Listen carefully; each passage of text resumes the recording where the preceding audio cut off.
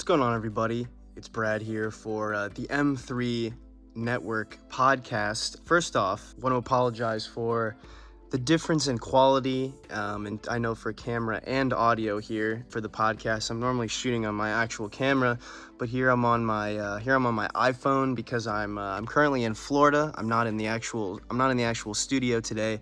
I'm working on a commercial for like a video game company, and so I'm here in this the house, like the set that we're shooting in. So I'm gonna be doing that throughout the week. This week, so I wanted to upload this, and it's going to be on the road. But thankfully, we only have a couple titles here to talk about alphabetically here. So of course, I'm Brad, and welcome to the section of the podcast network here at M3 where we talk about film, but we talk about more art house, independent stuff, foreign films. Really, recommending stuff for people to kind of get out of their normal comfort zone and to really expand their palette. And so we've been going alphabetically, throughout my personal collection of the Criterion collection, which of course, is a company that restores old and foreign films and gives them proper, physical media releases and stuff like that. So, like I said, we've been going alphabetically, and the next section here is going to be H and I. And I think these are some good titles today. So I'm excited to break them down for you. So I think without further ado, I'm going to go ahead and just kind of begin. So our first title that I wanted to, and I also feel bad that I don't have, normally have the discs to show you. But the first title that we have is from an earlier film from Kurosawa, though it is after Seven Samurai. So, he has, already created one of the best epics kind of in cinema history, and of course, one of the greatest films in his filmography. But this is from 1958, and this is The Hidden Fortress. And so, I don't know. I have mixed feelings about this one, despite Kurosawa being on what I would consider kind of the Mount Rushmore of cinema, of these guys that kind of exist on a tier above most filmmakers, above everyone else. And so, The Hidden Fortress is an interesting film, and one that I don't know. For me personally, I've seen a good amount of Kurosawa films, but this one is the one that gave me sort of a middle tier like feeling, and that's not. I don't know. I wouldn't say that's necessarily bad. It's just that was my initial reaction, but I've only seen it once, and it was several years ago. So I don't know. I need to do it again. I need to watch it again to give it a true review to solidify my opinion. But I don't know. I think The Hidden Fortress is an interesting, it's a very simplistic, kind of adventure type of film that, follows those typical like common, it's a juxtaposition between these two common kind of like ruffian characters, and then they're forced to protect basically like a princess. And I don't know, you have an interesting dichotomy of, those two kind of temperaments, and seeing how they interact was interesting on screen. And of course you have Toshiro Mifune, who is, I don't know, one of my favorite actors, one of the best actors ever, I think, of course giving a great performance. But again, I think for me, and I think this is a thing with my own maturity, I would say, but I don't know, something about this movie just felt me wanting more. I felt that there was not something missing, but it lacked kind of that hook to really bring me in, despite this film being a huge inspiration for George Lucas in making the original Star Wars, where you have the goofy characters, more rough characters who have to protect the princess, or sort of a amalgamation by Lucas. He translates those characters into, again, what I think is an amalgamation of 3PO, R2, and Han, Chewie, and Luke, that whole kind of dynamic. And then of course you have the main character, representing Princess Leia. So I think in that regard, of course, this movie is excellent, as Kurosawa, I think generally, of course, is a massive influence on someone like George Lucas. But I don't know, I feel bad in a way that I don't have more concrete things to say about this film, but I do think it's a more personal thing. Like I think it's on me that I need to give it another full watch to really appreciate everything that's going on here. But I think that overall, if you want to see a fascinating and, again, interesting and fun for the time period, fun for, a different culture, I think it's just an interesting experience to watch this movie nonetheless. And I know that very soon, whenever I get back to my actual physical collection, I'm going to watch this one again. But yeah, I don't know. I feel like that's sort of an insufficient summary of that movie. But like I said, that's sort of the extent that I really know about my own thoughts or my own takes on my own emotional response to this film. So I don't know. I think that The Hidden Fortress is definitely worth the watch. Though again, I will say, out of all of Kurosawa's filmography, it wouldn't be the one that I recommend first. So take that how you will. At the end of the video, we're going to talk about a different Kurosawa film that I think has much more of an impact. But again, Hidden Fortress, I think, give it a watch. Maybe not the first Kurosawa you watch, but still a recommend, of course, because it is by a cinematic master, no doubt. So highly recommend Hidden Fortress nonetheless. I think you guys should check it out if you've been following Kurosawa. So the next one, I didn't really think about this, but we sort of have a Japanese, all of these films tonight will be Japanese that I'm discussing. So the next one I'd like to talk about that I have much deeper thoughts on is 1977's House by Nobuhiko Abayashi. And this film is simply blew my mind, if I'm being honest. It is a rawly psychedelic experience, and one where I don't know, I've never seen a movie like this since. The way that through the Japanese cultural lens of taking on this idea of the haunted house story, where you follow the typical tropes of like a group of 5 friends. They're all these girls like in high school, and they go to the main character's aunt's house, and things start going crazy from there, and the whole place is supernatural. Of course, you have the ghostly, demonic, supernatural cat that is so common. It's iconic for this film. But I don't know, I think a big thing about this movie is I showed it to people who, I showed it to a lot of my friends that I would hang out with, and some of them, not watching these types of movies whatsoever, have no familiarity with Japanese film or anything like that, any foreign stuff, and they love this movie. This movie is just, it's pure fun. It's pure insanity. If you have people that, I don't know, I think have some kind, I don't know, I don't want to say an open mind, but if they truly have a willingness to not a willingness to explore different artistic experiences, and I think this movie is literally perfect. I mean, the director himself calls it a like fantasy horror film, like it's a fairy tale horror film, I believe is what it's called in the trailer. And I don't know, from the practical and early use of like CGI techniques to the editing, the way that the way they use the camera, and in using different, again, these very almost like tropey effects where you have like some kind of still background, a naturey background, and you have this vignette to the character's face like turning to the camera as they give the credit for the actor and stuff like that, to using different frame rates. Like as the film becomes more insane, there's whole sequences where the frame rate is slowed down than 24 frames per second, and it's something way less, so it looks all like choppy and disorienting. There's I don't know, this film felt like an Italian like giallo horror film, but done through this, I don't even know, this like LSD, like acid type of lens done through the mind of a Japanese like auteur.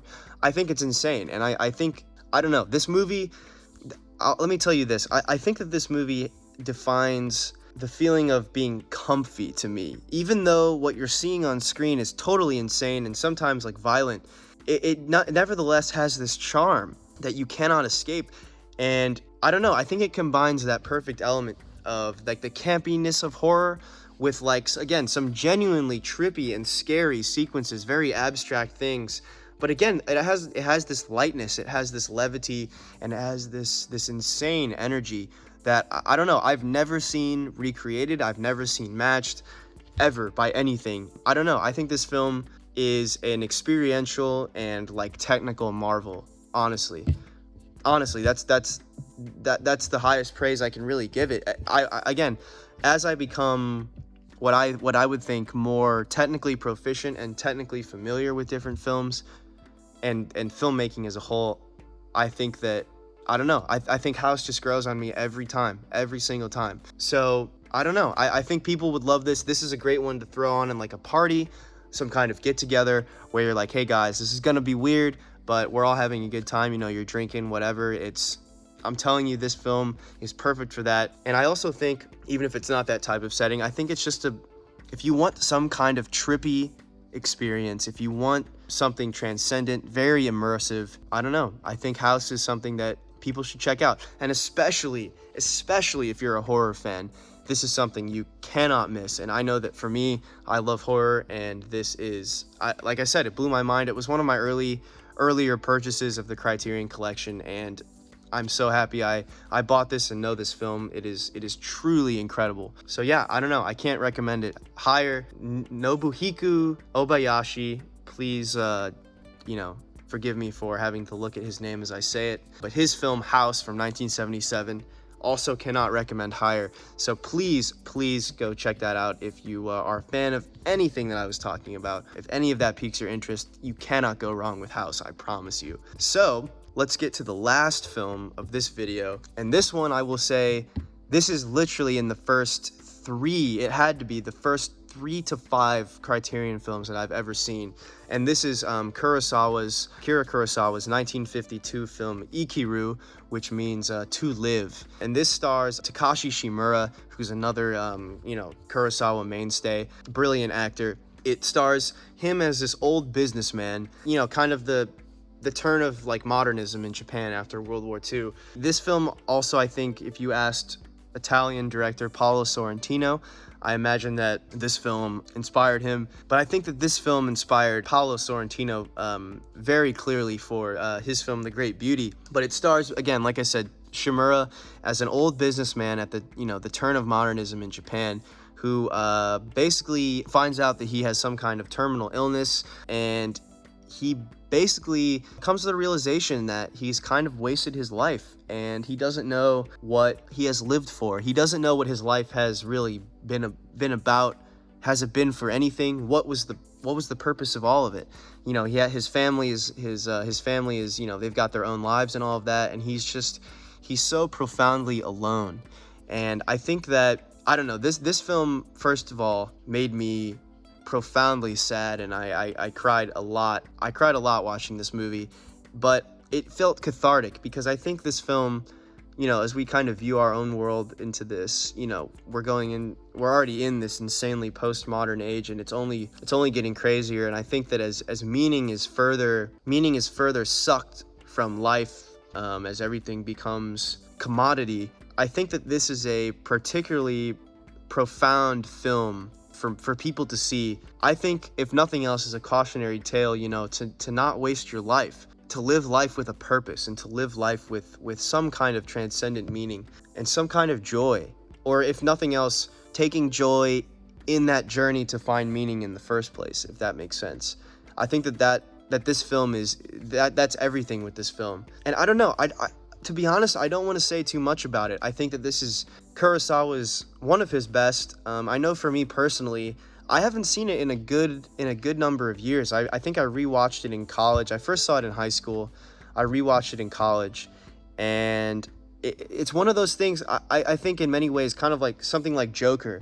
As much as I like Joker, it's too profoundly sad. It's almost too sad to want to keep watching, because you're left with while this experience is profound and you take things away from it, it just leaves you with this dampening of like, God dang, like it's so profoundly sad. So, like I said, I don't want to say too much about this movie. I think that kind of summary of, again, he's searching for the meaning in his life before, while his days are numbered, before he passes away, he's trying to find something. And of course, the title meaning, to live, he's trying to find that meaning, or he's trying to, not the will to live, but like the purpose of it all, I guess. I've already said that, but that's really where it comes back. It's just about purpose and joy, I think, more than anything. And despite it being depressing in that regard, like, it's so profoundly sad, and you feel so terrible for the main character, I think it can, I don't know, it definitely can inspire people, and it definitely does, to I hope look deeper and think deeper. And I think this film, I think it inspires me. I want to make things that reach this level of existential questioning of one's own life. So like I said, don't want to say too much. I think that's where I want to end it with Ikiru. But from 1952, of course, Kurosawa was one of his finest dramas. Please watch all of the films. But I think that this one will hit you the hardest out of what I've talked about tonight, and could not recommend it higher. Could not recommend this one higher at all. There you go.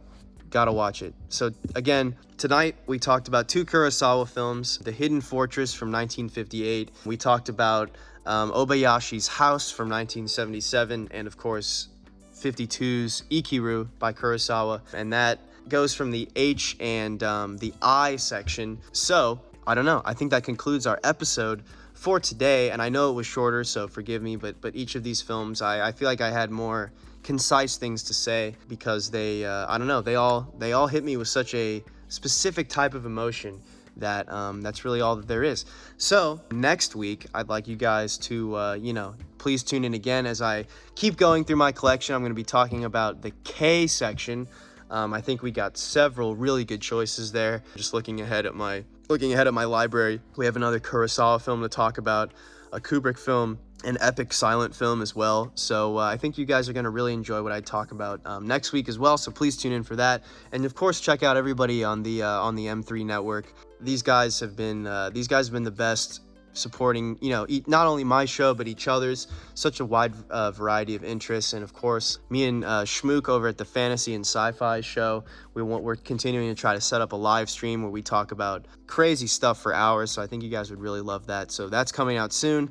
But yeah, man, I don't know, just keep following us on Twitter and Facebook and Instagram and all of that. We really appreciate the engagement and stuff that we get so far. I really, the more comments people leave of different stuff they want me to recommend or review, not only stuff just in my Criterion collection, but all kinds of stuff, always do not hesitate to reach out and let me know, because I'm always down to explore more titles, and maybe I've seen it, maybe I haven't, I don't know. So yeah, I just want to talk about more movies. It's gonna be it for me. I think I'm gonna sign off. Can't wait to see you guys next week. Peace out.